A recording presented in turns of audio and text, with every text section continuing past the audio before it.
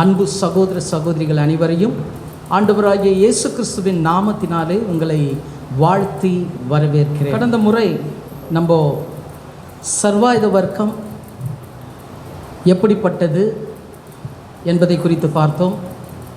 பிற்பாடு சர்வாயுத வர்க்கம் நம் ஆண்டவராகிய இயேசு கிறிஸ்துவுக்குரிய நிழலாய் இருக்கிறது என்று ஒரு 6 காரியத்தை பார்த்தோம். அதன் தொடர்ச்சியாக இன்றைக்கு இந்த சர்வாயுத வர்க்கத்தில் நம்முடைய 6 ஆவிக்குரிய வளர்ச்சிகளை குறித்து பார்க்க போகிறோம். வேதம் பாருங்க, ஒரு ஆராய்ந்த முடியாத அற்புதமான காரியங்கள் நிரம்பி இருக்கிற ஒரு இது. அதனால தான் சங்கீதக்காரன் சொல்கிறான், சங்கீதம் 119:18 வாசிங்கள. சங்கீதம் 119:18. உமது வேதத்தில் உள்ள அதிசயங்களை நான் பார்க்கும்படிக்கு என் கண்களை திறந்தருளும். பார்த்தீங்களா? அப்போ வேதம்னு சொல்லும் போது வேதத்தில் என்ன இருக்குங்க? அதிசயம் இருக்கு. தாவீது அதை அறிஞ்சிருந்தார். அதனால தான் சொல்றாரு, உம்முடைய அதிசயங்கள், உங்க வேதத்தில் உள்ள அதிசயங்களை நான் காணும்படி என் கண்களை என்ன பண்ணுங்க, திறந்தருளுங்க அப்படின்னு சொல்றதை நம்ம பார்க்க முடியும்.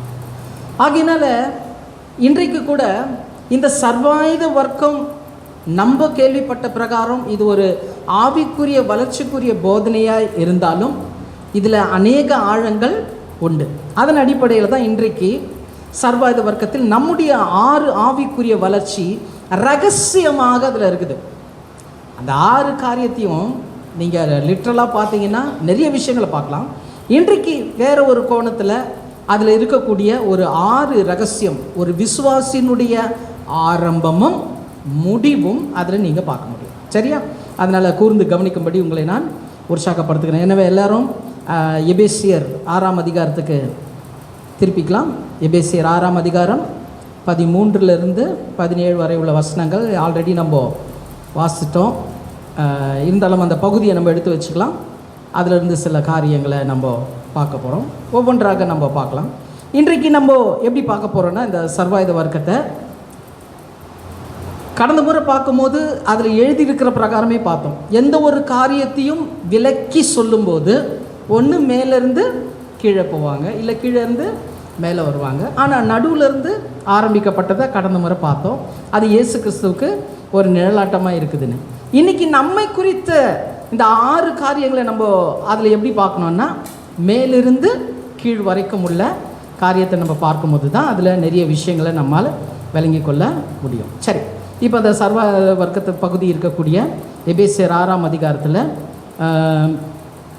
13வது வசனத்திலேருந்து நான் வாசிக்கிறேன். ஆகியால் தீங்கு நாளில் அவைகளை எதிர்த்து நீங்கள் நிற்கவும் சகலத்தையும் செய்து முடித்தவர்களாக நிற்க திராணி உள்ளவர்களாகும்படிக்கு தேவனுடைய சர்வாயுத வர்க்கத்தை எடுத்துக்கொள்ளுங்கள்.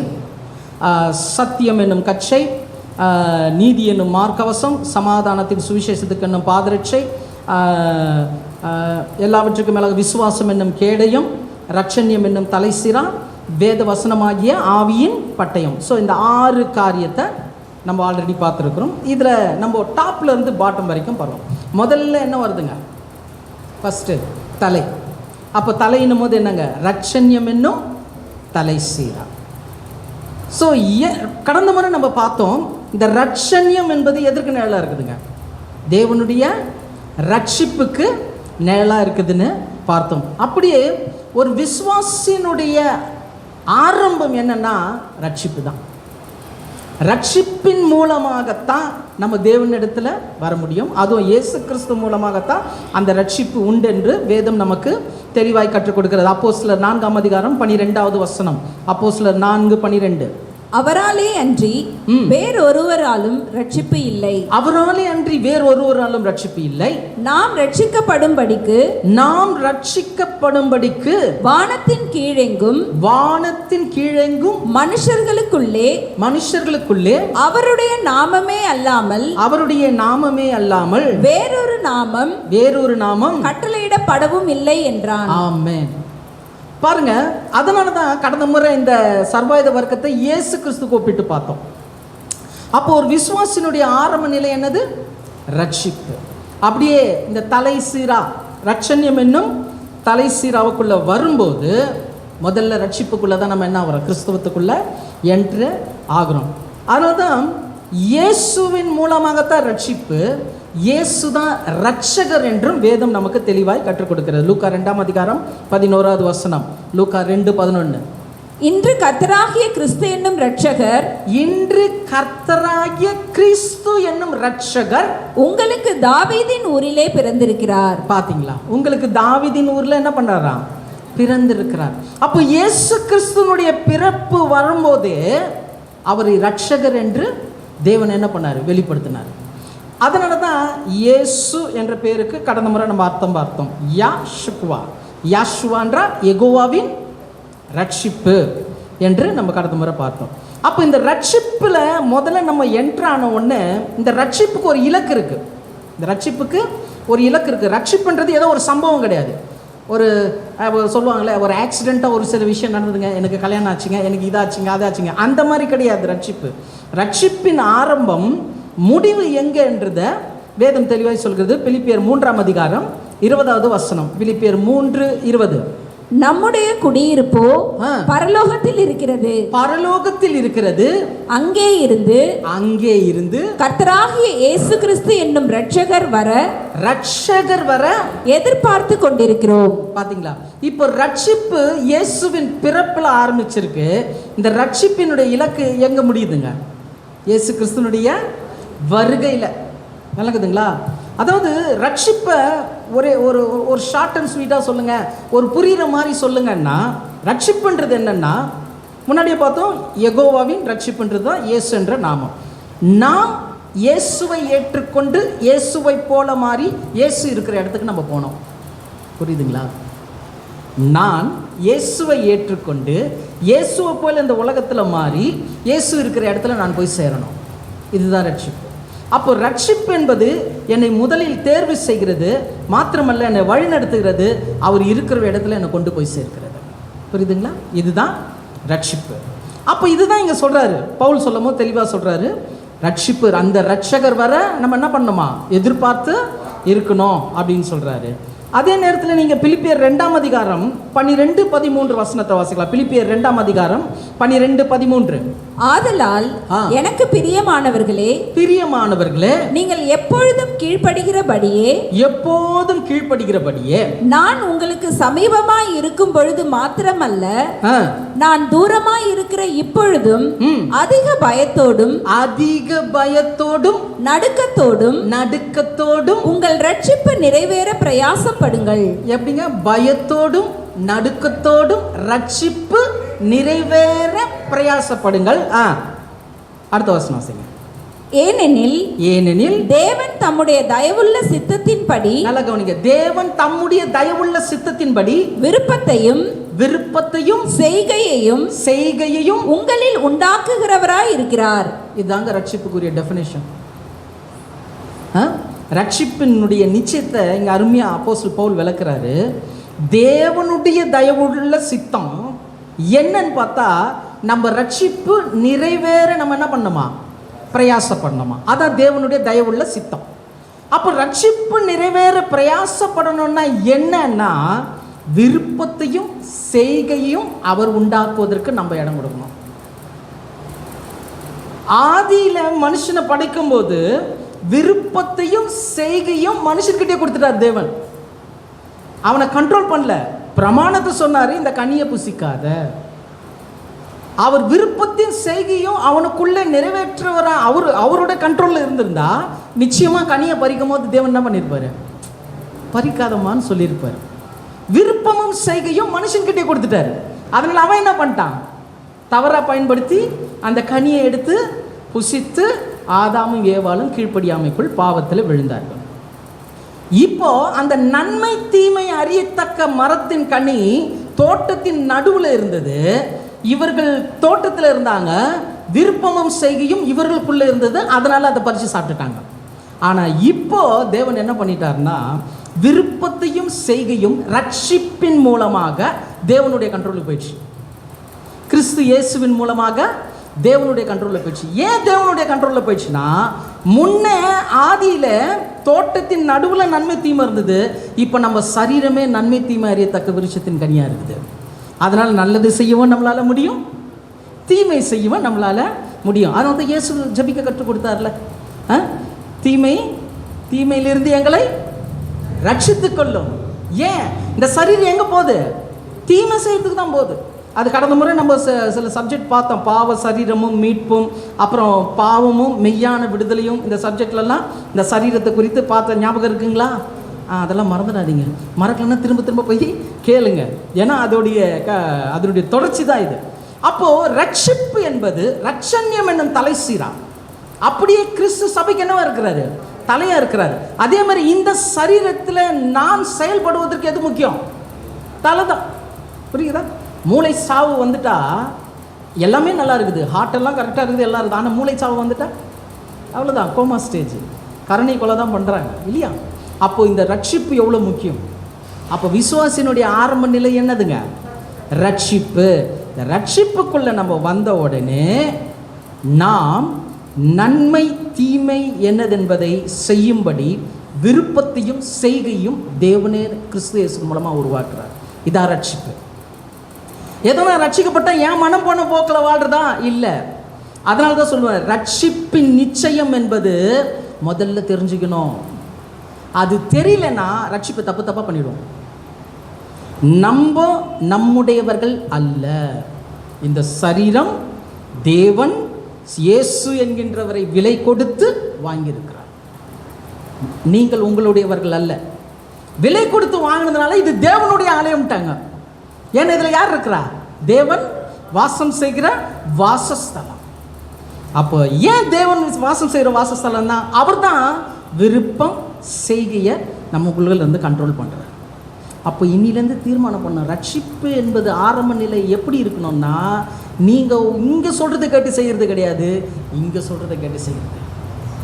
நான் செய்கிற ஒவ்வொரு விஷயமும் என் தேவனுக்கு விருப்பத்துக்குரிய செயலில் நான் செய்கிறேனான்றதை கேட்கணும். இது தெரியலன்னா, இந்த சத்தியம் புரியலன்னா, நானும் ரட்சிக்கப்பட்டனாக்கும், நானும் கிறிஸ்தவனாக்கும் மனம் போல வாழ விட்டேன். புரியுதுங்களா? அப்போ ரட்சண்யம் என்னும் தலை சீரா என்பது ஏன் தலையில் வச்சாங்கன்னா, விசுவாசியினுடைய ஆரம்ப நிலை ரட்சிப்பு. வழங்குதுங்களா? புரியுதுங்களா? இரண்டாவது நிலை என்னன்னா, தலை கட்டுறது நெக்ஸ்ட் என்னங்க? மார்க்கம். நீதி என்னும் மார்க்கவசம் ரொம்ப முக்கியம். ஏன்னா அந்த நீதி என்னும் மார்க்கவசம் சரியில்லைன்னா டைரக்டாக அடி இங்கே விழும். டைரக்டாக இங்கே அடி விழுந்தா என்ன ஆகுறதுக்கு என்ன வாய்ப்பு இருக்குது? மரணம் வர்றதுக்கு வாய்ப்பு இருக்குது. அதனால் ஒரு வீரனுக்கு மார்க்கவசம் ரொம்ப முக்கியம். அப்படி பார்க்கும்போது இந்த நீதி என்னும் மார்க்கவசம் இரண்டாவது நிலை. இது எதற்கு நிழலாக இருக்குதுன்னா, முதல்ல ரட்சிப்பு பார்த்தோம். நெக்ஸ்ட் ஸ்டேஜ் என்னன்னா, ஏசாயா 56 அதிகாரம் 1வது வசனம். ஏசாயா 56:1. கர்த்தர் சொல்லுகிறார், நீங்கள் நியாயத்தை கைக்கொண்டு நீதியை செய்யுங்கள். என் ரட்சிப்பு வரவும் என் நீதி வெளிப்படவும் சமீபமாய் இருக்கிறது. வேதத்துல நிறைய இடத்துல பாத்தீங்கன்னா கிருபையும் சத்தியமும் ஒன்றை என்ன பண்ணுமா? சந்திக்கும், முத்தம் செய்யும், இப்படி எல்லாம் இருக்கும். கிருபையும் சத்தியமும் ஃப்ரெண்டு. அந்த மாதிரி நீதியும் ரட்சிப்பும் ஃப்ரெண்டு. வேதத்தில் நிறைய இடத்துல பார்த்தீங்கன்னா நீதி வர இடத்துல ரட்சிப்பு வரும், ரட்சிப்பு வர இடத்துல நீதி வரும். ஏன்னா அது ரெண்டுத்துக்கும் என்ன இருக்குது? கனெக்ஷன் இருக்குது. எப்படி கழுத்துக்கும் மார்புக்கும் கனெக்ஷன் இருக்குதோ அந்த மாதிரி ரட்சிப்புக்கும் நீதிக்கும் கனெக்ஷன் இருக்குது. அதே ஏசாயா 46:13 வாசிங்க. 46:13. என் நீதியை சமீபிக்க பண்ணுகிறேன், அது தூரமாய் இருப்பதில்லை. என் ரட்சிப்பு தாமதிப்பதும் இல்லை. கரெக்டாக வந்து பாருங்க, நீதி வர இடத்துல எல்லாம் ரட்சிப்பு வரும். அப்போ இரண்டாவது நீதி என்னும் மார்க்கவசம் என்பது என்னன்னு பார்த்தீங்கன்னா, நீதினாலே என்னன்னா தேவனுக்கு முன்பதாக நிற்கிறோம் என்கின்ற உணர்வுள்ள செயல்பாடு. அதான் நீதி. தேவனுக்கு முன்பதாக நான் நிற்கிறேன் என்ற உணர்வின் அடிப்படையில் செயல்படுறோம் பார்த்தீங்களா, அதான் நீதி. இப்போ கடந்த முறை நம்ம பார்த்தோம், இயேசு மாம்சத்தில் இருந்தாலும் அவர் என்ன பண்ணார்? யார்கிட்ட போய் ஞானஸ்நானம் எடுத்தார்? யோவான் கிட்ட போய் ஞானஸ்நானம் எடுக்க வேண்டிய அவசியம் இல்லை. மன திரும்புதலுக்குரிய ஞானஸ்நானம் எடுக்கணும்னு அவசியம் இல்லை. ஆனால் எல்லா நீதியும் நிறைவேற்றுவது நமக்கு ஏற்றதாக இருக்குதுன்னு சொல்லி இயேசு எடுத்தார். ஏன்னா அவர் மாம்சமும் ரத்தத்தையும் உடையவராக இருந்தார். இப்போ அதே செய்கை நமக்கு வரணும். அப்போ நீதி என்னும் மார்க்கவசம் என்பது நம்மை நாமே ஜீவ பலியாய் ஒப்பு கொடுப்பது, ஞான ஸ்நானத்துக்கு ஒப்பு கொடுத்து நீதிக்குரிய கிரியையை நடப்பிக்கணும். இது செகண்ட் லெவல். முதல்ல ரட்சிக்கப்பட்டுட்டோம், ரெண்டாவது நம்மை ஒப்பு கொடுத்து அந்த நீதியின் கிரியைகள் நமக்குள்ள செய்து. அதனால தான் இது எப்படி மாறுது அப்படின்னா, ஒரு ஒப்புவித்தல் முதல்ல வரணும். ஜீவ பலியா நம்மள என்ன பண்ணணும்? ஒப்பு கொடுக்கணும். அது பாருங்க, ரோமர் 12ஆம் அதிகாரம் 1-2, ரோமர் 12:1-2. அப்படி இருக்க சகோதரரே, நீங்கள் உங்கள் சரீரங்களை பரிசுத்தமும், பாத்தீங்களா, நம்ம சரீரங்களை பரிசுத்தமும் தேவனுக்கு பிரியமுமான ஜீவ பலியாக ஒப்பு கொடுக்க வேண்டும் என்று தேவனுடைய இரக்கங்களை முன்னிட்டு உங்களை வேண்டிக் கொள்ளுகிறேன். இதுவே நீங்கள் செய்யத்தக்க புத்தியுள்ள ஆராதனை. உங்கள் சரீரங்களை தேவனுக்கு பிரியமான ஜீவ பலியாய் ஒப்பு கொடுக்கணுமா? இப்போ இயேசு ரத்தமும் மாமிசமும் உடையவராக இருந்ததுனால தான் என்ன பண்ணார்? அந்த சரீரத்தை ஞான ஸ்நானம் என்ற பிரமாணத்துக்கு ஒப்பு கொடுத்தாரு. இப்போ யார் செய்யணும்? அதை சபை செய்யணும், நம்ம செய்யணும். ரட்சிக்கப்பட்டவர் அதை செய்யணும். அடுத்த வசனம் வாசிங்க சிஸ்டர். நீங்கள் இந்த பிரபஞ்சத்திற்கு ஒத்த வேஷம் தெரியாமல், ஏன்னா இப்பிரபஞ்சத்திற்கு ஒத்த வேஷம் தெரியாமல் தேவனுடைய நன்மையும் பிரியமும் பரிபூர்ணமான சித்தமும் இன்னதென்று பகுத்தறியத்தக்கதாக உங்கள் மனம் புதிதாகிறதுனாலே மறுரூபமாகுங்கள். இதுதாங்க நீதியின் கிரியை. முதல் காரியம் ரட்சிப்பு, முதல் ஸ்டேஜ். செகண்ட் ஸ்டேஜ், நீங்கள் உங்களை ஜீவ பலியாய் ஒப்பு கொடுக்கிற ஞானஸ்தானம் என்ற பிரமாணம். நெக்ஸ்ட்டு புதிதாக கூடிய அனுபவத்தில் நீதிக்குரிய காரியங்களை செய்யணும். விளங்குதுங்களா? நீதிக்குரிய கிரியைகள் நமக்குள்ள வரணும். அதை தான் இயேசு அந்த இடத்துல ஞானஸ்நானம் எடுக்கும் போது வானத்திலிருந்து ஒரு சத்தம் கேட்டுச்சு, இவர் என் நேசகுமாரன், இவரில் நான் பிரியமாக. அப்போ தேவனுடைய அன்பின் வெளிப்படுவதற்கு இயேசு தன்னை ஒப்பு கொடுத்தார். ஒப்பு கொடுத்ததுனால தேவனுடைய அன்பு வெளிப்பட்டது. இப்போ நாம் நம்மை ஒப்பு கொடுக்கும் போது கூட தேவனுடைய அன்பை நாம் என்ன பண்ண முடியும்? புரிந்து கொள்ள முடியும். வாசிங்க ரோமர் 5ஆம் அதிகாரம் 8-9. ரோமர் 5:8-9. நாம் பாவிகளாய் இருக்கையில் கிறிஸ்து நமக்காக மரித்ததினாலே தேவன் நம்மேல் வைத்த தமது அன்பை விளங்க பண்ணுகிறார். பாத்தீங்களா? தேவன் நம்மேல் வைத்த அன்பை என்ன பண்ணாரா? விளங்க பண்ணினார். அங்க என்ன பண்ணாரு? இவர் என் நேசகுமாரன், இவரில் நான் பிரியமா இருக்கிறேன்னு சொல்லி இயேசுவை அடையாளம் காமிச்சார். இங்க நமக்கு எப்படி பண்றாரா? தம்முடைய அன்பை விளங்க பண்ணுகிறார். இப்படி நாம் அவருடைய இரத்தத்தினாலே நீதிமான்களாக்கப்பட்டிருக்கிற கோபாக்கினைக்கு நீங்களாக அவராலே நாம் ரட்சிக்கப்படுவது அதிக நிச்சயமாமே. எத்தனை பேர் ஆமேன்னு சொல்றீங்க? இங்க தேவனுடைய அன்பு எப்படி வெளிப்படுதுன்னா, நீங்களும் நானும் இயேசுவின் ரத்தத்தினாலே நீதிமானா மாறுறோம். கோபாக்கினைக்கு நம்ம ரட்சிக்கப்பட்டிருக்கோம்.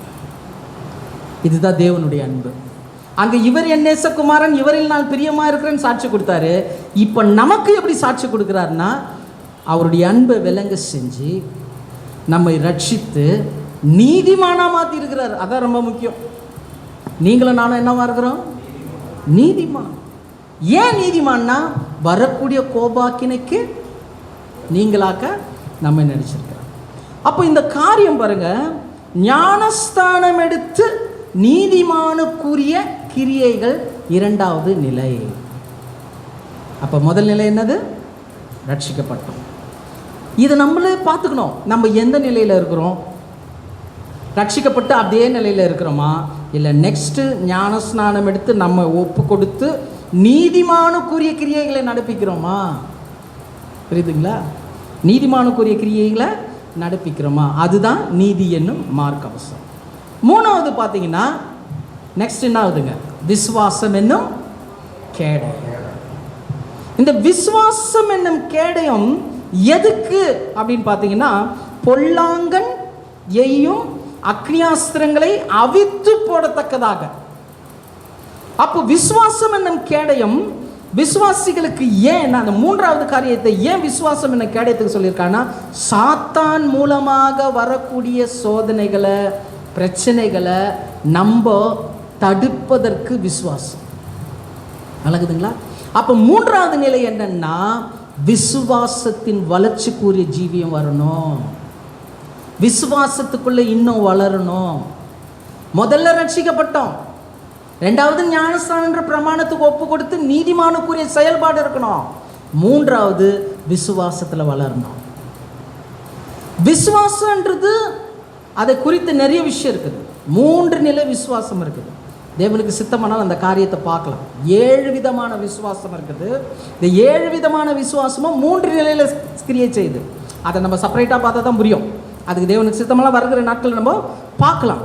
இப்போ நம்ம பார்க்கும்போது இந்த விசுவாசம் என்னும் கேடயம் அப்படின்னு சொல்லும் போது, இது நம்முடைய விசுவாச வளர்ச்சிக்குரிய ஜீவியம். ரட்சிக்கப்பட்டோம், ஞானஸ்தானம் எடுத்தோம், நீதிமானுக்குரிய கிரியை நடப்பித்து பிற்பாடு விசுவாசத்தில் நம்ம என்ன பண்ணோம், அந்த ஜீவியம் அப்படியா இருக்க வேண்டும். ஃபார் எக்ஸாம்பிள், பொல்லாங்கன் எய்யும் அக்னியாஸ்திரங்கள். இயேசு சாத்தானை ஜெயித்தாரா? ஜெயித்தார். ஜெயிச்சதற்கு என்ன காரணம்னா, இயேசு தேவனுடைய பிள்ளை. ஒத்துக்கிறீங்களா? இயேசு சாத்தானை ஜெயிக்கிறதுக்கு மூல காரணம் என்னன்னா, இயேசு தேவனுடைய பிள்ளை. இப்போ இந்த மூன்றாவது காரியம், விசுவாச வளர்ச்சிக்குரிய ஜீவியத்தின் அடிப்படை என்ன தெரியுமா? நமக்கு இது ரொம்ப முக்கியம். நம்முடைய விசுவாசத்தில், நான் விசுவாசத்தில் எப்படி இருக்கிறேன், என்னுடைய விசுவாச அளவு என்னன்றதுக்கு ஆதாரமே இதுதான். யோவான் 1:12 யோவான் 1:12. அவருடைய நாமத்தின் மேல் விசுவாசம் உள்ளவர்களாய், இயேசு என்கின்ற அந்த நாமத்தின் மேல் விசுவாசம் உள்ளவர்கள் எத்தனை பேர்களோ, அவரை ஏற்றுக்கொண்டவர்கள் எத்தனை பேர்களோ அத்தனை பேர்களும் தேவனுடைய பிள்ளைகளாகும்படி அவர்களுக்கு அதிகாரம் கொடுத்தார். எத்தனை பேர் ஆமென் சொல்றீங்க? இங்க பாருங்க, தேவனுடைய பிள்ளைகள் ஆகும்படி என்ன கொடுத்தாரா? அதுதாங்க கேடயம். அதுதான் விசுவாசம் என்னும் கேடயம். இந்த விசுவாசம் என்னும் கேடயத்தினாலே நீங்களும் நானும் சாத்தானுடைய தந்திரங்களை, சாத்தானுடைய அக்னியாஸ்திரங்களை விசுவாசத்தில் ஜெயிக்கணும். அதை இன்னும் தெளிவாக புரிஞ்சுக்கணும்னா, நம்முடைய விசுவாச அளவு எப்படின்றத புரிஞ்சுக்கணும். புரியுதுங்களா? ரோமர் 12:3 ரோமர் 12:3. அல்லாமலும் எனக்கு அருளப்பட்ட கிருபையினாலே நான் சொல்லுகிறதாவது, உங்களில் எவனானாலும் தன்னை குறித்து என்ன வேண்டியதற்கு மிஞ்சி எண்ணாமல் அவனவனுக்கு தேவன் பகிர்ந்த விசுவாச விசுவாசத்தின் அளவின்படியே தெளிந்த எண்ணம் உள்ளவனாய் எண்ண வேண்டும். இதுதாங்க நம் விசுவாச அளவுக்குரிய ஒரு தெளிந்த எண்ணம் நமக்கு வேணும். அதில் நம்ம செக் பண்ணுறோமா? மொபைலில் சார்ஜ் இருக்கான்னு பார்க்குறோம், வண்டியில் பெட்ரோல் இருக்கான்னு பார்க்குறோம், டைம் கரெக்டாக ஓடுதான்னு பார்க்குறோம். நம்ம விசுவாச அளவு என்ன அளவுக்கு இருக்குதுன்னு பார்க்குறோமா? பார்க்கணும் சகோதரி. அந்த பார்க்கறதுக்கு தான் சொல்கிறாரு தேவனுடைய பிள்ளை. இயேசு தேவனுடைய பிள்ளை. அதனால் சாத்தான் என்ன பண்ணார்? மேற்கொண்டார். இன்னைக்கு நீங்களும் நானும் தேவனுடைய பிள்ளையாக இருக்கிறோம். ஆனால் ஒரு பிரச்சனை வந்துட்டா, ஒரு போராட்டம் வந்துட்டா, சூழ்நிலைக்கு எதிர்மறையாக மாறினா தேவனுடைய பிள்ளையாக இருக்கிறோமா? எனக்கு ஒரு அப்பா இருக்கிறாரு, எல்லாத்தையும் பார்த்துப்பாருன்ற ஒரு தைரியம் வருதா? அதாங்க விசுவாசத்தின் அளவு. பிரச்சனையை பார்த்து எனக்கு அப்பா இருக்கிறார், அவர் பார்த்துக்குவாருன்னு சொன்னீங்கன்னா உங்கள் வளர்ச்சி விசுவாச அளவு என்ன இருக்குது? வளர்ந்துருக்குது. ஐயோன்னு சொன்னீங்கன்னா விசுவாசத்தில் நம்ம என்னவா இருக்கிறோம்? குறைஞ்சிருக்கிறோம். இன்றைக்கி மாற்றிக்கணும். இயேசு இந்த பூமியில் தேவனுடைய பிள்ளையாக மாறி அதன்படி சாத்தானை ஜெயித்தார்னா இயேசு கிறிஸ்துவுக்கு 100% கான்ஃபிடென்ட்டாக தெரியும், என் பிதா எல்லாவற்றையும் பார்த்து கொள்வார். இன்றைக்கி அதே விசுவாசம் தான் நமக்குள்ளே கொடுத்துருக்கிறார். ஏன்னா விசுவாசத்தை துவக்குகிறவரும் முடிக்கிறவரும் இயேசு. அவர் மூலியமாக தான் நம்ம இந்த விசுவாசத்தை பெற்றிருக்கிறோம். அப்போ நம்முடைய விசுவாசம் தேவனுடைய பிள்ளைக்குரிய விசுவாசமாக இருக்குதா? சிலர்லாம் பார்த்தீங்கன்னா எதை எடுத்தாலும் தோல்வி. இன்னைக்கு கூட ஒரு தம்பி சொன்னார், இந்த காரியத்துக்கு போன என்ன தோல்வி தான், அங்கே போனேன் தோல்வி, இங்கே தான் போனேன் தோல்வி. அப்போ அவங்ககிட்ட கேட்டேன், ஏன் தோல்வி ஏன்பா வருதுன்னா, அதுக்கு அவன் சொல்கிறான், எனக்கு அப்படியே மைண்டில் ஃபிக்ஸ் ஆயிடுச்சு. தோல்வி தோல்வி தோல்வின்றது மைண்டில் என்ன ஆயிடுச்சு, ஃபிக்ஸ் ஆயிடுச்சு. நிறைய பேர் இப்படி தான் விழுறோம். அதனால தான் உங்கள் மனம் புதிதாகிறதுனாலே நீங்கள் மறுரூபமாவீங்க. மனதில் தான் விசுவாசம் வளரணும். விசுவாச அளவு மனதில் வளரணும். சிலர்லாம் பயங்கரமாக டைலாக் அடிப்பாங்க, பார்த்துருக்கீங்களா? அப்படியே தேவன் செய்வார் பிரதர், தேவன் பண்ணிடுவார் பிரதர், அப்படி பிரதர் இப்படி பிரதர். நானும் அதெல்லாம் கவலைப்படுறது கிடையாது. மற்றவங்ககிட்ட பேசும்போது நானும் அதை பற்றி கவலைப்படுறது கிடையாது பிரதர். கர்த்தர் என்னோட கூட இருக்கிறார், எல்லாம் நல்லா இருக்கும். ஆனால் ஒரு பிரச்சனை வந்தோடனே, பிரதர் ஜெபம் பண்ணிங்க பிரதர், இந்த சூழ்நிலை எப்படி மேற்கொள்ள போகிறேன். புரியுதுங்களா? வாயினால் பேசுறது கிடையாது, மனசில் இருக்கணும். இந்த மனதில் அந்த விசுவாசம் இருக்கணும். அந்த விசுவாச அளவு தான் முக்கியம். நமக்கு ஆதாரமே வேதம் தான். நமக்கு ஆதாரமே வேதம் தான். பவுல் ஒரு இடத்துல சொல்கிறார் பாருங்க, 2 கொரிந்தியர் 2:14 வசனம். 2 கொரிந்தியர் 2:14. கிறிஸ்துவுக்குள் எப்பொழுதும் எங்களை வெற்றி சிறக்க பண்ணி எல்லா இடங்களிலேயும் எங்களை கொண்டு அவரை அறிகிற அறிவின் வாசனையை வெளிப்படுத்துகிற தேவனுக்கு ஸ்தோத்திரம். கிறிஸ்து எங்களை எல்லா இடத்திலையும் எப்போதும் வெற்றி சிறக்க பண்ணுகிற, விளங்குதா? எப்போதும் சொல்லுங்க, வெற்றி சிறக்க பண்ணுகிறவரா இருக்கிறாராம். அப்போ சொல்லுங்க, வெற்றி யாருக்குரியது சொல்லுங்க? இயேசு சொல்றாரு, பவுல் சொல்றாரு, இயேசு கிறிஸ்துவை பற்றி சொல்லும் போது, கிறிஸ்துவுக்குள் எப்போதும் எங்களை வெற்றி சிறக்க பண்ணுகிறவர், வெற்றி சிறக்க பண்ணுகிறவர். அதனால தான் பாருங்க, சில காரியங்களை நம்ம உள்ள கேட்ட உடனே இருதயத்திலேருந்து என்ன வந்துடணும் தெரியுமா? என்ன வரணும்? ஆமேன்னு வரணும். புரியுதுங்களா? இந்த ஆமேன்றது தான் ரொம்ப முக்கியம். ரபிமார்கள் கற்றுக் கொடுக்கும் போது ஒவ்வொரு விஷயத்துக்கும் நம்ம ஆமேன்னு சொல்லணும். ஆமேன்னு சொல்லணும்னா ஸ்டடியை நிறுத்திடுவார். ஏன்னா இந்த ஆமேன்றது என்னன்னா, I welcome to God's word into me. நான் தேவனுடைய வார்த்தையை வரவேற்கிறேன் எனக்குள்ளே. அதுதான் மாடர்ன் ஹீப்ரூவில் ஆக கடவது, வார்த்தை எனக்குள் ஆக கடவுது. அப்போ ஆமேன்றது ஒரு விசுவாச வார்த்தையை கேட்கும் போது, விசுவாசம் அப்படி தான் வரும். நீங்கள் அந்த விசுவாச வார்த்தையை கேட்கும் போது துர்ச்செய்தியை நிறைய கேட்குறோம், துர்ச்செய்தியை நிறைய கேட்குறோம். ஆனால் நற்செய்தியை கேட்கும் போது ஆமேன்னு சொல்ல கற்றுக்குங்க. உங்கள் வாய்களை திறந்து நீங்கள் ஆமேன்னு சொல்லும் போது அது உங்கள் வாழ்க்கையில் பலிக்கும். அந்த தேவனுடைய வார்த்தையை நீங்கள் உள்ளே வெல்கம் பண்ணுறீங்க. ஏன் வெல்கம் பண்ணுறீங்கன்னா, அது உங்கள் வாழ்க்கையில் பலிக்கிறதுக்காக. புரியுதுங்களா? உங்கள் வாழ்க்கையில் பலிக்கிறதுக்காக. அதனால தான் அறிக்கை ரொம்ப முக்கியம். டாக்டர் சொல்லுவார், இது முடிஞ்ச போன கதை, இது முடிஞ்சு போன கதை.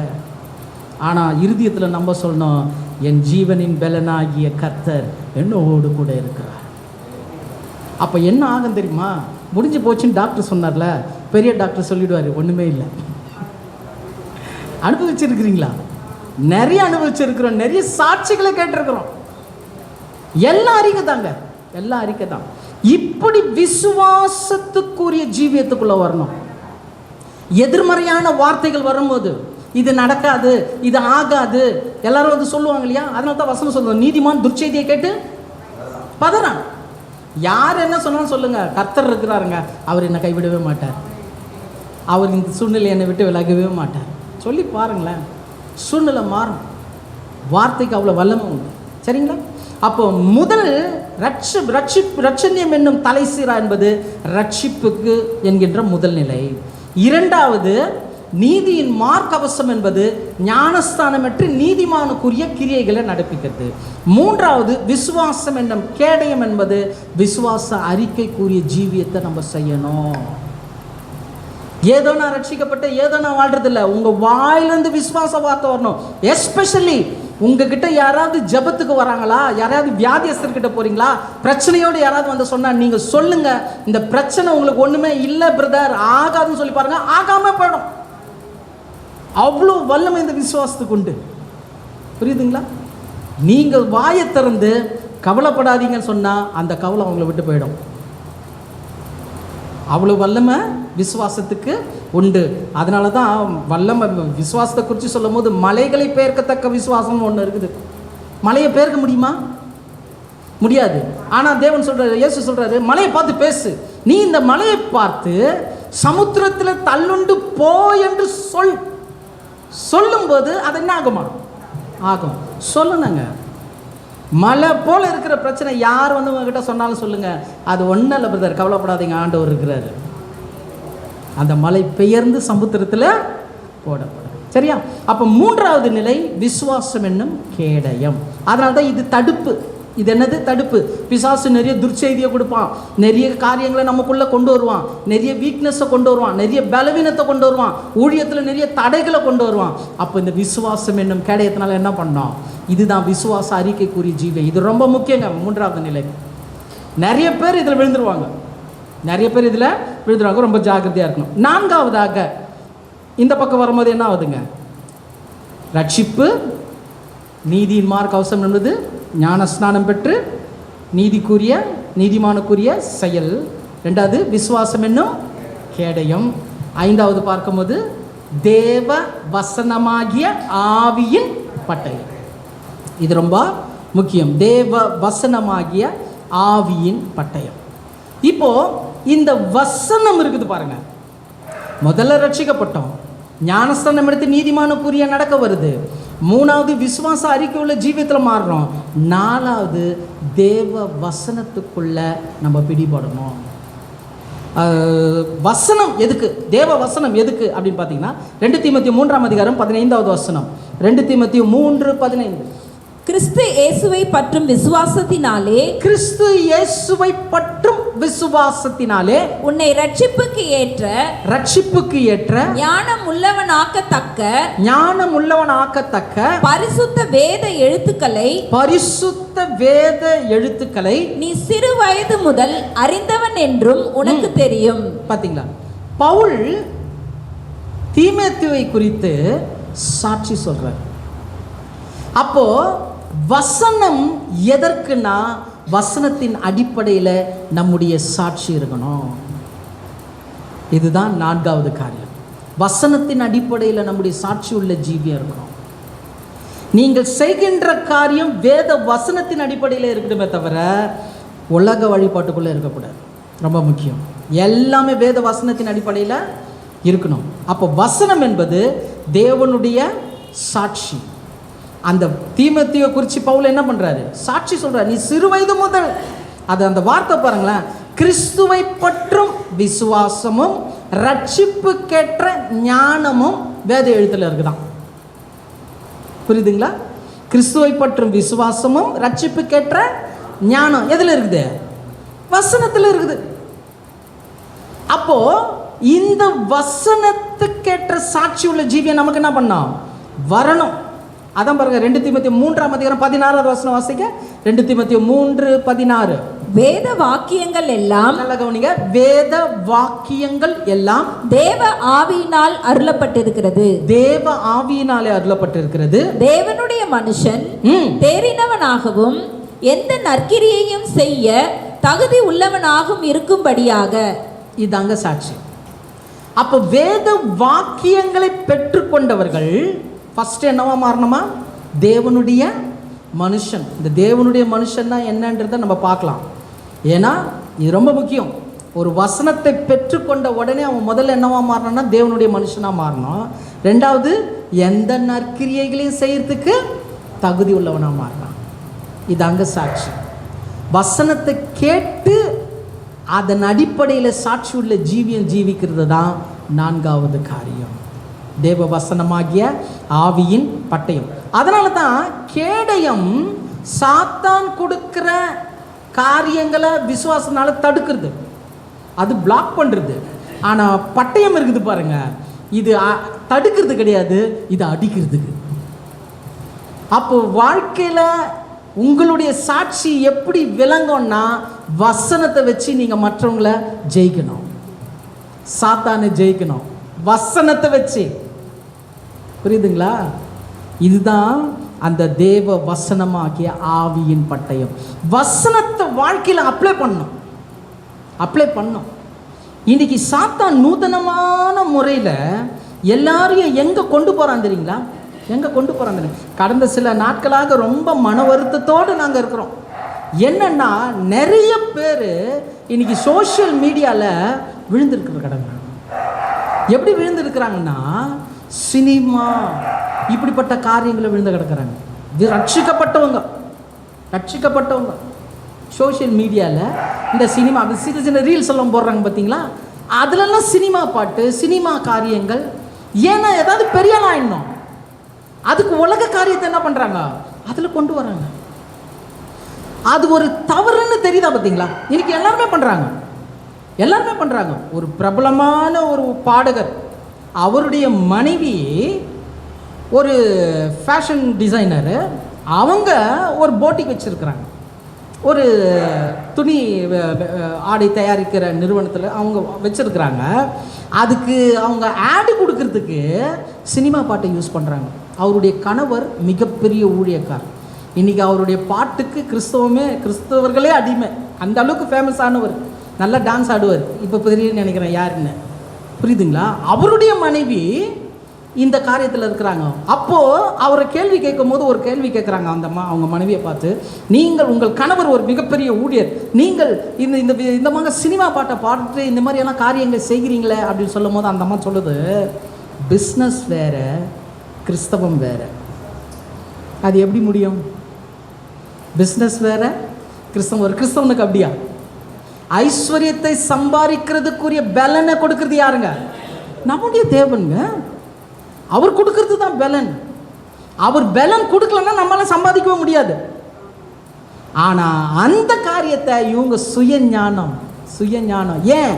வசனம் இல்லை, கர்த்தருடைய வசனத்துக்குரிய சாட்சி இல்லை.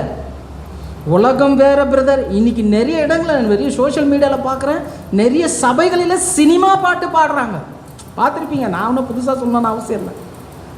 எல்லாம் உலகம் முற்றுமுடிய சபைக்குள்ளே வந்துச்சு. எல்லாம் அதை தான் ஃபாலோ பண்ணுறாங்க. வசனம் எங்கே போச்சு? ஒருத்தர் கேட்குறாரு, அவர் சினிமா துறையில் இருந்து கிறிஸ்தவத்துக்குள்ளே வந்தார். கிறிஸ்தவத்துக்குள்ளே வந்த பிறகு கிறிஸ்தவ சினிமா எடுக்கிறாரு. பாருங்கள், இன்னும் மாட்டு கிறிஸ்தவ சினிமா எடுக்கிறாரு. ஆனால் அதுலேயும் பாட்டு வைக்கிறாரு, எல்லாம் வைக்கிறாரு, அதுலேயும் காமெடி இது எல்லாம் வைக்கிறாரு. அப்போ அவரை குறித்து எனக்கு ஒரு பாரம். சரி, அவர்கிட்ட இந்த விஷயத்த சொன்னேன், இந்த ஒரு காரியம் இப்படி இருக்குது, அது உலகமாச்சே, அதை நீங்கள் இதில் கொண்டு வரீங்களேன்னா அவரும் அதான் சொல்கிறார். முன்ன உலகத்தில் இருந்தோம், இப்போ தேவனுக்குள்ளே செய்கிறோம். முன்ன உலகத்துக்காக நான் செஞ்சேன், இப்போ யாருக்காக செய்கிறாங்க? தேவனுக்காக செய்கிறேன். அது தப்பு இல்லை. சங்கீதம் 1:1 நமக்கு என்ன கற்றுக் கொடுக்குதுங்க? துன்மார்க்கருடைய ஆலோசனையில் நடவாமல், பாவிகளுடைய வழியில் நில்லாமல், பரியாசக்காரர் உட்காரும் இடத்துல உட்காராமல், கர்த்தருடைய வேதத்தில் தியானமாக இருக்கிற மனுஷன் பாக்கியவான். வசனம் தாங்க நமக்கு எல்லாமே. இந்த வசனத்துக்குரிய ஜீவியம் வேணும், இந்த வசனத்துக்குரிய சாட்சி வேணும். இந்த வசனத்துக்குரிய சாட்சி இல்லைன்னா, வசன அறிவு இல்லைன்னா ஈஸியாக நம்ம விழுந்துடுவோம். ஈஸியாக உலகத்தில் நம்ம என்ன பண்ணிடுவோம்? விழுந்துடுவோம். ரொம்ப ஜாக்கிரதையாக இருக்கணும். அப்போ முதல்ல பார்த்தோம் மனம் திரும்புதலுக்கு ஏதுவான ரட்சிப்பு. இரண்டாவது நிலை ஞானஸ்நானம் பெற்று நீதிமானுக்குரிய கிரியை. மூன்றாவது நிலை விசுவாச அறிக்கைக்குரிய ஜீவியம். நான்காவது நிலை வசனத்துக்குரிய சாட்சி. ஐந்தாவதாக பார்க்கிறோம் சத்தியம் எனும் கச்சை. இது வசனம் தெரிஞ்சாதான் சத்தியமே வரும். நிறைய பேர் என்ன பண்ணிடுறாங்கன்னா, வசன அறிவை கொடுக்காம சத்திய அறிவை கொடுத்துட்றாங்க. இப்போ டாக்டரின்னு சொல்கிறாங்க இல்லையா, அங்கங்கே வெளியில் நிறைய இருக்குது. இதெல்லாம் வந்து பார்த்தீங்கன்னா 19ஆம் நூற்றாண்டில் 18ஆம் நூற்றாண்டில் விட்னஸ்லி, பீட்டர் வால்டோ, அதுக்கப்புறம் ஏரியஸ், அதுக்கப்புறம் பிரெனஹாம், அதுக்கப்புறம் சார்ல்ஸ் ரசல் டயஸ், இவங்கெல்லாம் ரொம்ப முக்கியமானவங்க. இப்போ இவங்கெல்லாம் 19ஆம் நூற்றாண்டில் அவங்களுக்கு கிடைச்ச வெளிச்சத்தில் பிரசங்கம் பண்ணாங்க. அந்த பிரசங்கத்தை இன்னும் பிடிச்சி வச்சுக்கிட்டு இதன்படி தான் வாழணும்னு சொல்லிட்டு நிறைய பேர் வாழ்கிறாங்க. அதை மற்றவர்களுக்கு என்ன பண்ணுறாங்க? கற்றுக் கொடுக்குறாங்க. இப்போ அவங்க கற்றுக்கொண்டதை கற்றுக் கொடுக்கும் போது அந்த கற்றுக்கொள்ளுகிறவர்கள் வசன அறிவு இருக்குதான்றதை பார்க்கறது கிடையாது. வசனம் தெரிஞ்சாதான் என்ன தெரியணும்? சத்தியத்தை விளங்கிக்க முடியும். யோவான் 17ஆம் அதிகாரம் 17வது வசனம் வாசிங்க பார்ப்போம். 17 உம்முடைய சத்தியத்தினாலே அவர்களை பரிசுத்தமாக்கும். சத்தியம் பரிசுத்தமாக்கும். உம்முடைய வசனமே சத்தியம். அதாங்க, வசனம் தெரிஞ்சாதான் சத்தியம் தெரியும். வசனம் தெரியாமல் சத்தியம் மட்டும் தெரிஞ்சுக்கிட்டா வசனத்துக்கு முரண்பாடாக நடப்பாங்க. நம்ம சொல்லுவோம் வசனம் இப்படி சொல்லுது, இவர் என்ன சத்தியம் தெரிஞ்சவர் இப்படி நடக்கிறாரு, ஏன்னா வசனம் தெரியலங்க. அவருக்கு வசனம் தெரியல. நம்ம ஆரம்பத்திலே பார்த்தோம் வேதத்தை எப்படி படிக்கணுன்றது, ஹவு டு ஸ்டடி பைபிள் ஸ்டடியில் ஃபஸ்ட்டு என்னது தாங்க, முதல்ல பைபிளை படிக்கணும், வசனத்தை வாசிங்க. இன்னைக்கு நிறைய கிறிஸ்தவர்கள் வேதத்தை படிக்கிறதே கிடையாது. ஞாயிற்றுக்கிழமை ஒரு நாள் கொண்டு வராங்க, அத்தோடு அடுத்த வாரம் அதை தேடுறதுக்கு 10 நிமிஷம் லேட்டாகி சர்ச்சுக்கு லேட்டாக வந்து, ஏன் லேட்டுன்னு கேட்டால் பஸ்ஸு லேட்டுன்றாங்க. விளங்குதா? புரியுதுங்களா? வசனம் வேணுங்க. வசனம் தெரிஞ்சால் தான் சத்தியத்தை விளங்கி கொள்ள முடியும். உங்களுடைய வசனமே சத்தியம். அதனால தான் இந்த வசனம், இந்த சத்தியத்தை எதுக்கு ஒப்பிட்டுருக்குறாங்க? கச்சை பெல்ட்டுக்கு ஒப்பிட்டுருக்குறாங்க. கச்சை என்பது என்னன்னா அடையாளம். கச்சை என்பது என்ன? அடையாளம். எப்படின்னா, இப்போது உதாரணத்துக்கு ஒரு ஐயர்மாரை பார்த்துருக்கீங்க இல்லையா? சிஎஸ்எல் ஐயர்மார் இருப்பாங்க. அவங்க என்ன கட்டியிருப்பாங்க? ஒரு கச்சை கட்டியிருப்பாங்க. இப்போ கச்சை கட்டாமல் வெறும் கவுன் மட்டும் போட்டால் அவர் என்ன பாஸ்டர் தெரியுமா? என்ன ஃபாதர் தெரியுமா? RC father. Roman Catholic father maximum என்ன பண்ண மாட்டாங்க? கச்சை கட்ட மாட்டாங்க. சிஎஸ்சியில் மற்ற இதில் இருக்கிறவங்க கச்சை கட்டுவாங்க. அதில் மெத்தடிஸ் லுத்தரன் எல்லாம் போனீங்கன்னா பட்டையாக போடுவாங்க. இப்போ இந்த கச்சை என்பது ஒரு அடையாளம். நீங்கள் ஒரு போலீஸ்மேனை பார்த்தீங்கன்னா கூட அவருடைய பெல்ட்டு தான் ரொம்ப முக்கியம். நீங்கள் மார்ஷல் ஆர்ட் எடுத்துக்கிட்டிங்கன்னா கூட, பிள்ளைங்களுக்கு கற்றுக் கொடுக்குற மார்ஷல் ஆர்ட்டில் போனீங்கன்னா பெல்ட்டுக்கு ஒன்று ஒரு மீனிங் இருக்குது. ஆரஞ்சு பெல்ட்டுன்றான், எல்லோ பெல்ட்டுன்றான், பிளாக் பெல்ட்டுன்றான், ப்ரௌன் பெல்ட்டுன்றான். அது தரம். புரியுதுங்களா? தரம். இப்போது இந்த கச்சை என்பது, இந்த பெல்ட் அப்படின்றது என்னன்னா அடையாளம். அதை எதுக்கு ஒப்பிட்டுருக்குறாங்கன்னா சத்தியத்துக்கு ஒப்பிட்டுருக்குறாங்க. இப்போ நீங்களும் நானும் பெற்றுக்கொண்ட சத்தியத்தில் நமக்கு ஒரு மாற்றம் வரணும், ஒரு அடையாளமாக இருக்கணும். நல்ல ஆழமான காரியத்தெல்லாம் கற்றுக்கிட்டேங்க, எல்லாமே எனக்கு தெரியுங்க. மாற்றம் வந்துச்சா? சுபாவம் மாறிச்சா? ரொம்ப ஆழமான காரியத்தெல்லாம் நான் பார்த்துட்டேங்க. எனக்கு ஆதியாகமம் 1:1 வெளிப்படுத்தல் 22 கடைசி வசனம் வரைக்கும் அத்துப்பிடிங்க, எல்லாமே தெரியும். எந்த வசனமும் எனக்கு இது கிடையாது. மாறினியா? மாற்றம் வந்துச்சா?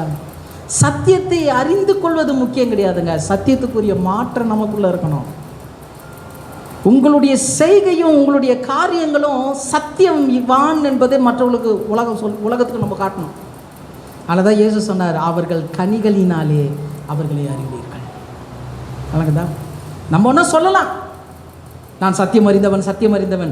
சத்தியம் அறிந்தவன் என்றது சொல்கிற விஷயம் கிடையாது, அது மற்றவர்கள் நம்மை அடையாளப்படுத்துகிற காரியம். எப்படி ஒரு பெல்ட்டை பார்த்தோன்னே ஒரு போலீஸ்மேன், இவர் ஒரு கராட்டாமேன், இவர் ஒரு ஐயர்னு சொல்கிறோமோ, அந்த மாதிரி சத்தியம் அறிந்தவர்கள் மற்றவங்க சொல்லணும், இல்லைங்க அவங்க சத்தியம் தெரிஞ்சவங்க, அவங்க இப்படி நடக்க மாட்டாங்க, அவங்க இப்படி பேச மாட்டாங்க, அவங்க இப்படி செய்ய மாட்டாங்க. இதாங்க அடையாளம். புரியுதுங்களா? இப்படிப்பட்ட சத்தியத்துக்குரிய மாற்றம்தான் 5வது காரியம். ஆனால் தான் பாருங்க, யோவான் 8:32 வசனம், சத்தியத்தையும் அறிவீர்கள், சத்தியத்தையும் அறிவீர்கள், சத்தியம் உங்களை விடுதலையாக்கும் என்றார். இதாங்க மாற்றம். சத்தியம் உள்ள வந்தா என்ன வரணும்? விடுதலை வரணும். விடுதலைன்றது என்ன? மாற்றம் தான் விடுதலை. முன்ன நான் ஒரு தேசத்தில் ஒரு ராஜாவுக்கு கீழே அடிமைப்பட்டிருந்தேன். சாத்தான்ற ஒரு ராஜா கிட்ட போயிட்டு அந்த சாத்தான் சொல்கிற பேச்செல்லாம் கேட்டுக்கிட்டு பொன்னாசை, பொருளாசை, உலக ஆசை, மாம்ச இச்சை, உலகத்தின் பெருமை, ஜீவனத்தின் பெருமை, கண்ணின் இச்சை, இதுக்கெல்லாம் அடிமைப்பட்டிருந்த என்ன, சத்தியத்தை நான் அறிந்த உடனே விடுதலையாக்கப்பட்டேன். நான் விடுதலையாக்கப்பட்டேன் என்பதற்கு என்ன ஆதாரம்?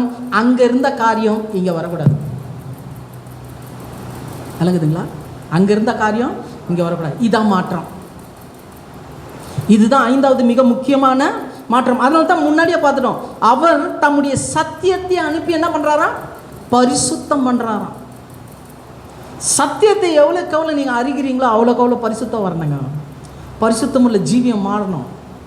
சிலர்லாம் சத்தியத்தை எப்படி கேட்பாங்கன்னா, சத்தியத்தை கேட்குறதுல 2 விதம் இருக்குது. அது பார்த்தீங்கன்னா ஏதன்லேருந்தே கனெக்ஷன். எப்படி பூமியில் ஒரு மகர ரேகை சொல்கிறாங்களோ, ஒரு ரேகை ஒன்று ஓடுதுன்னு சொல்கிறாங்களே, அந்த மாதிரி ஆதியாகமத்திலிருந்து வெளிப்படுத்துகிற விசேஷம் வரைக்கும் பார்த்தீங்கன்னா ஒரு ரேகை ஒன்று ஓடுது, ஒரு லைன் ஒன்று போகுது. அது 2 லைன். முதல் லைன் என்னன்னா அறிவு, இன்னொரு லைன் என்னன்னா ஞானம். அது ஜீவன் கூட சொல்லலாம். அறிவுன்றது என்னன்னா நீங்கள் ஒரு காரியத்தை தெரிஞ்சுக்கிறீங்க நிறைய, அது அறிவில். அப்போ சத்தியத்தை நீங்கள் கேட்க கேட்க அறிவில் ஸ்டோர் பண்ணீங்கன்னு வச்சுங்க, அது நாலேஜ். அது நாலேஜ் கற்றுக்குறீங்க, நிறைய விஷயத்தை கற்றுக்கிட்டீங்க, ஆழங்களை கற்றுக்கிட்டீங்க, மகத்துவங்களை கற்றுக்கிட்டீங்க, எல்லாம் கற்றுக்கிட்டீங்க. ஆனால் ஞானம் அப்படி கிடையாது. ஞானன்றது எப்படின்னா அது செயல்பாடு. கர்த்தருக்கு பயப்படுதலே ஞானத்தின் ஆரம்பம். அப்போ சத்தியத்தை கேட்டு அறிவில் ஸ்டோர் பண்ணிங்கன்னா எனக்கு எல்லாம் தெரியும், எனக்கு யாரும் சொல்ல தேவையில்லை. ஆனால் ஞானத்தில் போய் உக்காந்துச்சுன்னா நீங்கள் கற்றுக்கொண்டதை உங்கள் வாழ்க்கையில் நீங்கள் செய்யும் போது மாற்றம் உங்களுக்குள்ளே வந்துடும். விளங்குதுங்களா? நான் நிறைய இடத்துல பைபிள் ஸ்டடி நடத்தும் போது சில கூட்டங்கள் நடத்துவோம். அவங்க அந்த இடத்துல சில குடும்ப கூடுகையெல்லாம் நடத்தும் போது அப்போ அவங்கக்கிட்ட சாட்சியை கேட்கும் போது என்ன கவர்கிற சாட்சி என்னன்னா, நிறைய பேர் சொல்லுவாங்க, இந்த காரியத்தை நான் விட்டுட்டேன், இந்த காரியத்துலேருந்து நான் மீண்டுட்டேன், இதை நான் செய்கிறதில்ல, இதை நான் பண்ணுறதில்ல. அப்போ அந்த காரியத்தை கேட்கும்போது எவ்வளோ சந்தோஷம். யோவானில் சொல்கிற என் பிள்ளைகள் சத்தியத்தில் நடக்கிறார்கள் என்ற சந்தோஷத்தை விட வேறு ஒன்றும் இல்லைங்க, வேறு ஒன்றுமே இல்லை. ஏன் இங்கே இருக்கக்கூடிய போதகரும் மற்ற காரியங்களும் ஊழியர்களுடைய பிரயாசமே என்ன தெரியுமா? சத்தியத்தில் நடக்கணும். நீங்கள் சத்தியத்தில் நடக்கணும், நம்ம அந்த சத்தியத்துக்குள்ளே போகணும். இந்த 5வது நிலை ரொம்ப முக்கியம், அந்த நிலைப்பாட்டில் வாழணும். அதனால தான் இந்த சத்தியத்துக்குன்னு ஒரு ஸ்பெஷல் இருக்குது. அதாவது இது என்ன பண்ணணும்னா, இதில் ப்ளஸ்ஸும் இருக்குது மைனஸும் இருக்குது. அதான் முன்னாடி சொன்னேன், அறிவு ஞானம். அது நம்ம ஆல்ரெடி பார்த்துருக்குறோம் இல்லையா? ஏசாயா 28:13 நம்ம ஆரம்பத்திலே பார்த்தோம். இவர்கள் போய் பின் வேத வாக்கியங்கள் எல்லாம் பிரமாணத்தின் மேல் பிரமாணமும் கற்பனையின் மேல் கற்பனையுமா இங்கேயும் கொஞ்சமும் அங்கேயும் கொஞ்சமாக இருக்கும். அவர்கள் போய் பின்னிட்டு விழவும் சிக்குண்டு பிடிபடணும். 2 விஷயம் செய்யும் சத்தியம். ஒன்று பின்னிட்டு விழுந்துருவாங்க, இன்னொன்று பிடிபட்டுருவாங்க. இந்த பின்னிட்டு விழுறது என்ன தெரியுமா? அதுதான் அறிவு. எனக்கு எல்லாம் தெரியுங்க பிரதர், நீங்கள் இந்த விஷயத்தை நீங்கள் தவறாக பண்ணுறீங்க, இந்த காரியத்தை உங்கள்கிட்ட தவறாக இருக்க எனக்கு தெரியும், நீ எனக்கு சொல்லாது, எனக்கு எல்லாம் தெரியும். நான் யார் தெரியுமா? அது என்னது? பின்னிட்டு விழுந்துட்டாங்க. சிக்குண்டு பிடிபடுறது என்ன தெரியுமா? ஒரு காரியத்தை சொல்லும் போது அப்படியா பிரதர், கண்டிப்பாக நான் மாற்றிக்கிறேன் பிரதர், நான் மாற்றிக்கிறேன், என்னுடைய நோக்கமே சத்தியத்தை கற்றுக்கொள்ளணும், நல்ல காரியத்தை கற்றுக்கொள்ளணும், அப்படி இறங்கி போகிறாங்க. பார்த்தீங்களா? இதுதான் சிக்குண்டு பிடிபடுறது. ஒன்று பிடிக்கப்பட்டு சத்தியத்துக்குள்ளேயே போயிடுவாங்க, இன்னொன்று சத்தியத்துக்குள்ளே இருக்கிறேன்னு சொல்லிட்டு எங்கேயோ விழுந்து கிடப்பாங்க. அவங்க எங்கே விழுந்தாங்கன்னு அவங்களுக்கே தெரியாது. அவர் சொல்லணும், எப்பா நீ அவ்வளோ தூரத்தில் இருக்கிறப்பா வா இங்கே, ஆண்டவர் கூப்பிடணும். புரியுதுங்களா? அதில் நம்மளுக்கு ஒரு தெளிவு வேணும். அதனால தான் பாருங்கள், உலக ஸ்நேகம் தேவனுக்கு விரோதமான பகை. அதில் நோ காம்ப்ரமைஸ். நீங்கள் உலகத்தை கொண்டே வர முடியாது உள்ள கிறிஸ்தவ. ஆமாம், வரவே கூடாது, அதுக்கு நம்ம அழைக்கப்படலை. அப்போ சத்திய மாற்றம் என்பது உலகத்தில் இருந்து நமக்குள்ளே இருக்கக்கூடிய உலக காரியத்தை வெளியில் தள்ளுற மாற்றம். புரியுதுங்களா? இயேசு சொன்னார், நான் உலகத்தில் இருந்தாலும் நான் உலகத்தானாக இருந்தாலும் உலகத்துக்குள்ளே என்ன பண்ணல இல்லை. அப்படிப்பட்ட ஒரு மாற்றம் தான் நமக்கு வரணும். அதனால தான் அந்த சத்தியத்தினுடைய சாராம்சமே 1 யோவான் 2:21. 1 யோவான் 2:21. சத்தியத்தை நீங்கள் அறியாததினால் அல்ல, சத்தியத்தை நீங்கள் அறியாததினால் அல்ல, நீங்கள் சத்தியத்தை அறிந்திருக்கிறதினாலும், சத்தியத்தை அறிந்திருக்கிறதினாலும், சத்தியத்தினால் ஒரு பொய்யும் உண்டாயிராதென்பதை, சத்தியத்தினால் ஒரு பொய்யும் உண்டாயிராதென்பதை நீங்கள் அறிந்திருக்கிறதினாலும் உங்களுக்கு எழுதியிருக்கிறேன். அதுதாங்க சத்தியத்தில் என்ன கிடையாது?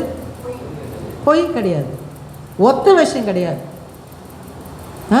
நம்மளாம் சர்ச்சில் எப்படி இருப்போம்? ரொம்ப பரிசுத்தவான் மாதிரி இருப்போம். வீட்டில் அதான் ஒருத்தர் ஒரு வேடிக்கையாக ஒரு பாஸ்டர் ஒருத்தர் சொன்னார், அவங்க விசுவாசி ஒருத்தர் சொன்னாங்க, என்னுடைய மனைவி சபையில் தூதுவர் தேவ தூதர்களை போல் இருக்கிறார், வீட்டிலோ பிசாசை போல் இருக்கிறாருன்னா. இது நிறைய பேருக்கு பொருந்தது. எல்லாம் சபையில் உட்காரும்போது நம்மளை மாதிரி நீதிமான் யாருமே கிடையாது.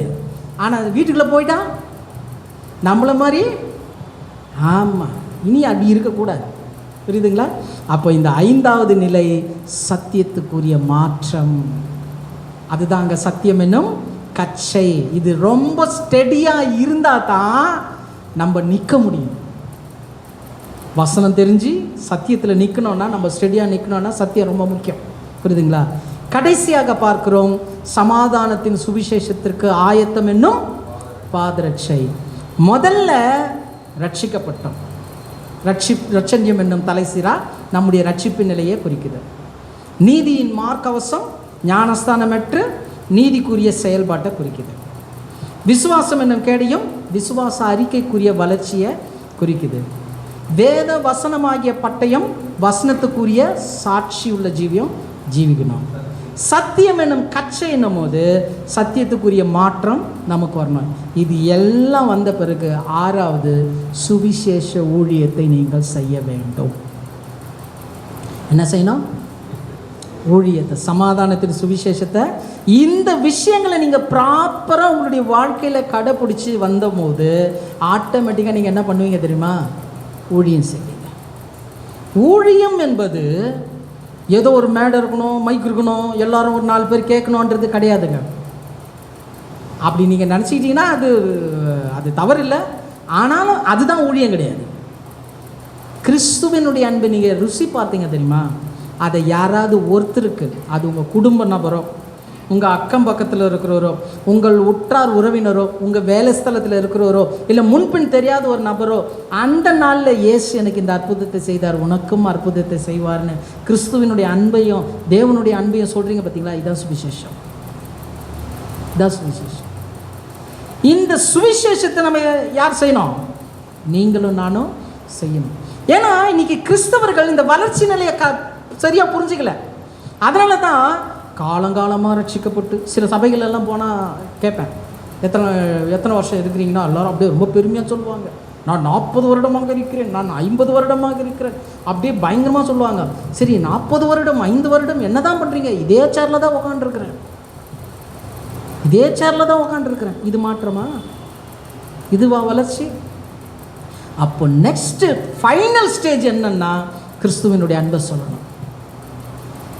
வாய் இருக்கிறவங்க எல்லாருமே சுவிசேஷம் சொல்லலாம். என்னை பொறுத்தவரை கேட்டால் அதான் சொல்லுவேன். சில சொல்லுவாங்க, பிரதர் எனக்கு நிறைய விஷயம் தெரியாது பிரதர். ஊழியத்தினுடைய சிறந்த தகுதி என்ன தெரியுமா? ஊழியத்தினுடைய தகுதி எனக்கு தெரியலன்றீங்களா, அதான் தகுதி. ஏன்னா தெரிஞ்சவங்க எல்லாம் தப்பு தப்பாக சொல்லி கொடுத்துட்டுருக்காங்க. தெரியலன்னா ஆண்டவர் கற்றுக் கொடுப்பார். எனக்குதா அது சொல்லுவாங்க இல்லையா, நிறைக்குடம். ஆமாம், அந்த மாதிரி கதை. எப்போவுமே நிறைவாக இருக்கக்கூடாது. ஒன்றுமே இல்லை பிரதர், கற்றுக் கொடுங்க. தேவனே என்கிட்ட ஒன்றுமே இல்லை, எனக்கு கற்றுக் கொடுங்க. கற்றுக் கொடுப்பார். அப்போ இந்த ஊழியன்றது ரொம்ப முக்கியம். அப்போ சுவிசேஷத்துக்கு ஆயத்தம் என்னும் பாதரட்சை என்னும் போது 1 தீமோத்தேயு 2ஆம் அதிகாரம் 4வது வசனம், 1 தீமோத்தேயு 2:4, எல்லா மனுஷரும் ரட்சிக்கப்படவும், எல்லா மனுஷரும் ரட்சிக்கப்படவும், சத்தியத்தை அறிகிற அறிவை அடையவும், சத்தியத்தை அறிகிற அறிவை அடையவும் அவர் சித்தமுள்ளவராய் இருக்கிறார். அவர் சித்தமுள்ளவர். இதுதாங்க தேவனுடைய விருப்பம், தேவனுடைய சித்தம் என்னன்னா எல்லா மனுஷரும் ரட்சிக்கப்படணும், எல்லாரும் சத்தியத்தை அறிகிற அறிவை அடையணும். இப்போ நம்ம இந்த 5 காரியத்தை முடிச்சு 6வது காரியம் அவருடைய சித்தத்தை நிறைவேற்றணும். முடிஞ்சது, உங்களால் முடிஞ்சது. நிறைய பேர் சொல்லுவாங்க, பிரதர் நான் ஒரு பெரிய ஆஃபரிங் கொடுத்துருவோம் பிரதர், அதோடு முடிஞ்சு போச்சா? இல்லை, அது நல்லது, அது ஊழியத்தினுடைய கட்டுமானத்தை கொடுக்குறீங்க. ஆனால் உங்களுடைய பர்சனல் லைஃப்பில் கர்த்தர் நாக்க கொடுத்துருக்கிறாரு, பேச்சு திறனை கொடுத்துருக்கிறாரு. அவரை பற்றி ஏதேனும் ஒரு வார்த்தை நம்ம சொல்லணுமா சொல்லக்கூடாதா? கண்டிப்பாக சொல்லணும். என்னை பொறுத்த வரைக்கும் கேட்டிங்கன்னா நான் நிறைய பேர்கிட்ட சொல்கிறது ஒன்று தான், நீங்கள் உங்கள் குடும்பத்தாருக்கு ஒரு நாளைக்கு ஒரு வசனம் அனுப்புங்க. ஒரு வசனம் அனுப்புங்க. முடிஞ்சால் ஒரு வாய்ஸ் ரெக்கார்டு கூட போடுங்க. இந்த நாளில் ஆண்டவர் உங்களோடு கூட பேசும்படி தெரிந்து கொள்ளப்பட்ட வசனம், அதை படிச்சுட்டு கவலைப்படாதீங்க சொல்லி பாருங்கள். எத்தனை பேர் இதனால் தொடப்படுறாங்க தெரியுங்களா? இந்த காலையில் அனுப்புகிற வசனத்தில். நான்லாம் காலையில் ஆரம்பித்தேன்னா நிறைய நேரம் மொபைலில் ஆஃப்லேயே இருக்கும், இல்லை ஏதாவது ஸ்டாப் பண்ணி வச்சுப்பேன். ஏன்னா அத்தனை பேர் பேசுவாங்க, பிரதர் இந்த நாளில் வசனத்தை நான் பார்த்தேன், பிரதர் இந்த சகோதரர் அனுப்பிச்சார், அந்த வசனத்தை பார்த்தேன், ஆண்டவர் என் கூட பேசினார். நல்லது, இது கூட ஊழியம்தான். ஏதேனும் ஒரு விதத்தில் நம்முடைய தேவனுடைய அன்பை, கிறிஸ்துவனுடைய அன்பை நம்ம மற்றவங்களுக்கு பகிர்ந்து கொள்ளணும். இப்படி நம்ம பகிர்ந்து கொண்டாலே சேரெல்லாம் காலியாகவே இருக்காது. நம்மலாம் ஆத்தும அறுவடை யார் பண்ணோன்னா பாஸ்டர் பண்ணோங்கன்னு கிடையாது, நம்ம தான் பண்ணோம். நம்ம தான் பண்ணோம். ஒரு தீர்மானம், வருஷத்துக்கு ஒரு ஆத்மாவை நான் சபைக்கு கொண்டு வருவேன். வருஷத்துக்குங்க, மாதத்துக்கு சொல்ல, வருஷத்துக்கு ஒரு ஆத்மா நான் தேவனுக்காக நான் கொண்டு வருவேன். அப்படி ஒரு தீர்மானம் பண்ணி பாருங்கள். நான்லாம் நிறைய டெய்லியும் ஜெபம் பண்ணுறது தான், ஆண்டவரே இந்த நாளில் உங்களுடைய வார்த்தையை சொல்கிறதுக்கு யாராவது ஒரு ஆத்மா எனக்கு கொண்டு வாங்க ஆண்டவரேன்னு. அன்றைக்கி வரோம் பாருங்கள், ஃபோனு அப்படி வரும், திடீர்னு வருவான். ஒரு முறை ஒருத்தன் ஃபுட்டு சப்ளை பண்ண வந்தான், அவன் முகம்லாம் ஒரு மாதிரி இருந்தது. என்னப்பா பிரச்சனை? என்ன பிரச்சனை ரொம்ப சொன்னேன். அவா உட்கார சேர் போடு உட்கார வச்சு அவனுக்கு தேவனுடைய அன்பை, அந்த கிறிஸ்துவனுடைய அன்பை சொல்ல சொல்ல அவன் கண்ணிலேருந்து தண்ணியாக ஊற்றுது. அப்போ எவ்வளோ பிரச்சனையில் இருக்கிறான் பாருங்க. சாத்தான் எவ்வளோ பிரச்சனையில் போட்டு வச்சிருக்கான். இயேசு என்கின்ற நாம உள்ளே போனாலே போதுங்க, அது மூலமாக தேவன் உள்ளே போய் அங்கே ஒரு பெரிய மாற்றத்தை கொடுப்பார். தேவன் அன்பாகவே இருக்கிறார். புரியுதுங்களா?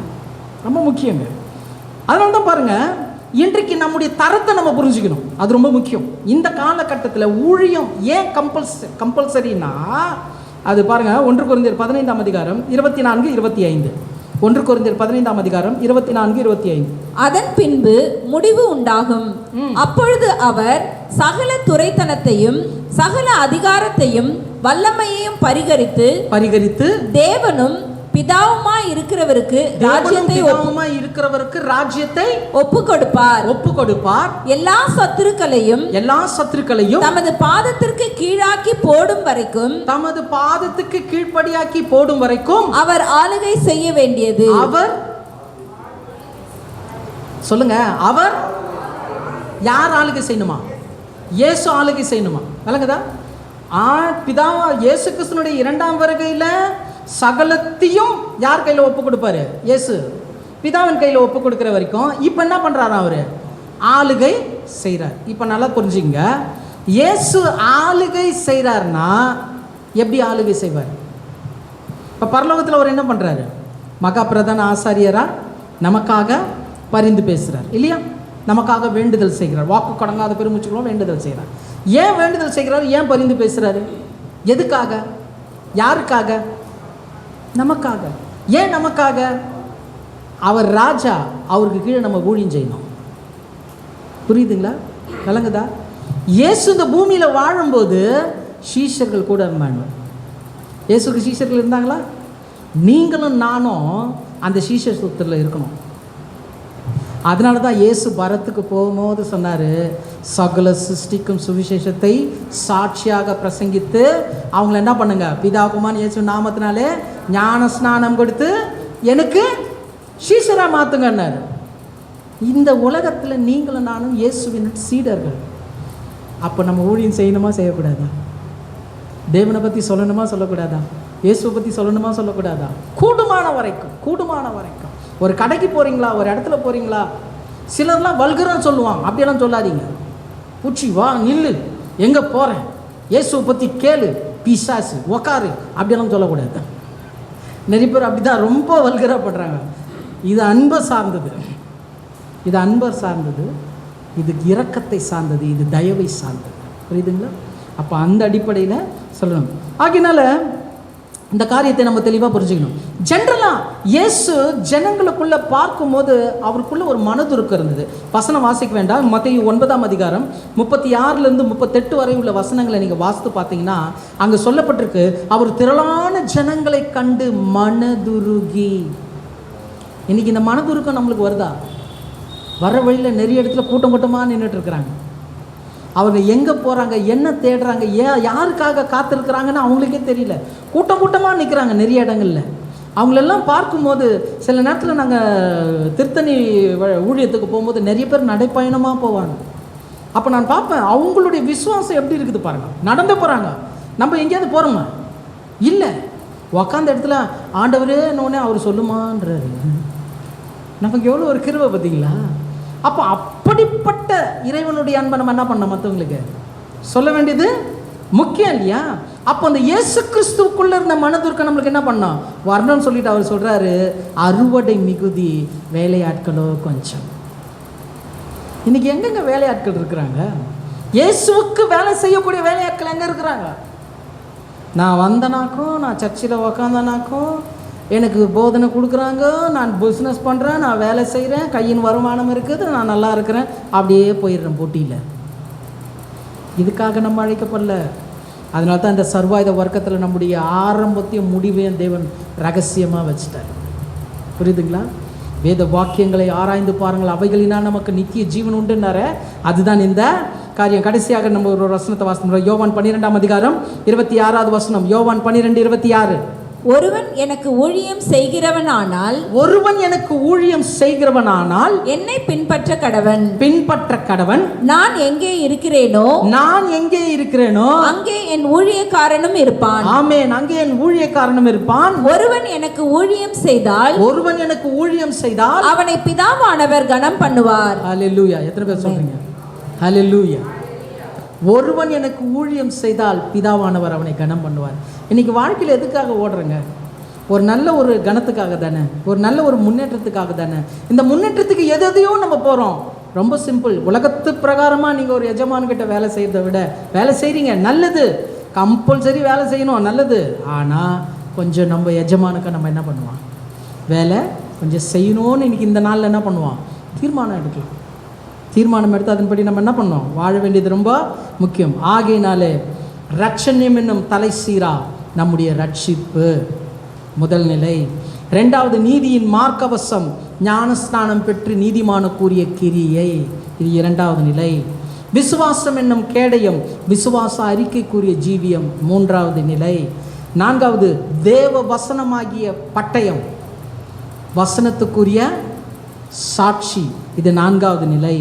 சத்தியம் என்னும் கச்சை, சத்தியத்தை அறிகிறது மாற்றமல்ல, சத்தியத்துக்குரிய மாற்றம், இது ஐந்தாவது நிலை. ஆறாவது, சமாதானத்தின் சுவிசேஷம் என்னும் பாதரட்சை, நீங்களும் நானும் சுவிசேஷ ஊழியத்தை செய்ய வேண்டும். இதுதான் நம்முடைய ஆரம்பமும் முடிவும். அழகுதுங்களா? இதை தான் தேவனை எதிர்பார்க்குறார். இதுதான் அந்த சர்வாயுத வர்க்கத்தில் வச்சிருக்கிறார். தேவனுக்கு சித்தமானால் வருகிற நாட்களில் இந்த சர்வாயுத வர்க்கத்தை நம்முடைய வாழ்க்கையில் நம்ம எப்படி பயன்படுத்தணும், ப்ராப்பராக செய்யணும் இல்லையா? அதை எப்படி பயன்படுத்தணுன்றதை கர்த்தர் நமக்கு விளக்கி காண்பிப்பார்.